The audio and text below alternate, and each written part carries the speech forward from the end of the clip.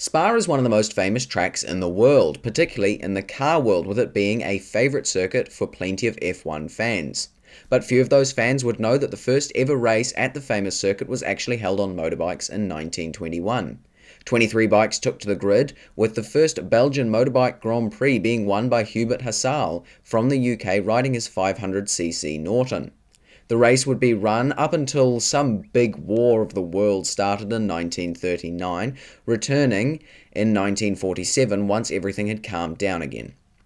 From there was a Belgian GP yearly right up until 1990. Wayne Rainey won the last race in 1990 and MotoGP has not returned to Belgium since. I believe it should. The reason that MotoGP, as well as the entirety of top-level motorcycle racing, left Belgium was for safety, with Spa being deemed too fast and unsafe for bikes. But this year, in 2022, they returned.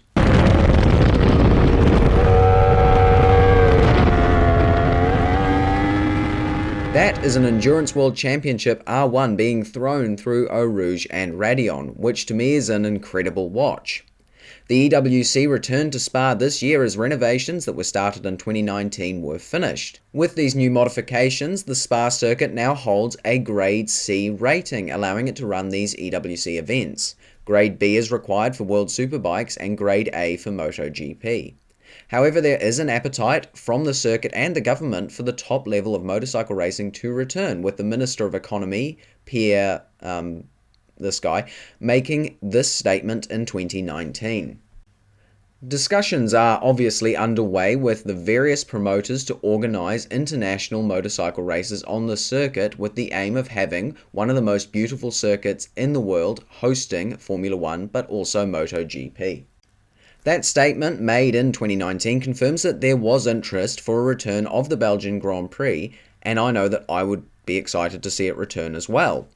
It would need further investment into the track to get it up to the required Grade A for MotoGP to return, but I don't see why it couldn't happen. The subject is particularly pertinent at the moment with the rumours of Formula 1 leaving the circuit for 2023, perhaps pushing the circuit owners to ensure that they can bring another motorsport in just in case. This is obviously speculation, but certainly not impossible. So what would a race around Spa look like for MotoGP? The fastest lap time for EWC in the 24-hour Spa race this year was a 2 minute 21.056. Using the Le Mans track that they also raced at, same as MotoGP, I calculated that per kilometre a MotoGP bike is roughly 1 second faster. Obviously that's a ballpark figure, but we'll roll with it for now. So with Spa being 7 kilometres long, the expectation would be that MotoGP bikes would be managing a roughly 2 minute 15 second lap time for the race. We also of course know that MotoGP races are roughly 40 to 50 minutes long and have a maximum distance of 130 kilometres, so an 18 lap race would probably be what we'd get around the Spa circuit. The layout would likely lend itself to some incredible racing. A hairpin first turn means that we'd get overtakes on the brakes. The straight heading down to Eau Rouge and Raidillon would be a daring place to attempt a move, and the Kemmel Straight would be an insane place for both top speed as well as slipstreaming, particularly in the lower classes.